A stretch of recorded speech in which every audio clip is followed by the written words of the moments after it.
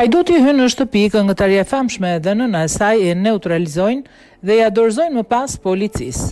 Një ngjarje e pazakontë ka ndodhur të shtunën në periferi të Seulit, ku ylli i K-popit Nana dhe nëna e saj arritën të neutralizonin një hajdut që kishte hyrë me forcë në banesën e tyre.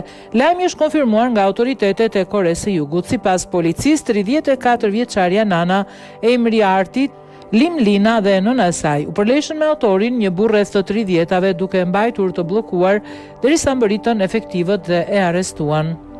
Të dyja u transportuan në spital me plagë të lehta, raportoi agjencia e lajmeve Yonhap. Nana u bë e njohur në vitin 2009 si pjesë e grupit vajzave After School, ndërsa populariteti i saj u ritndjeshëm me nën grupin Orange Caramel.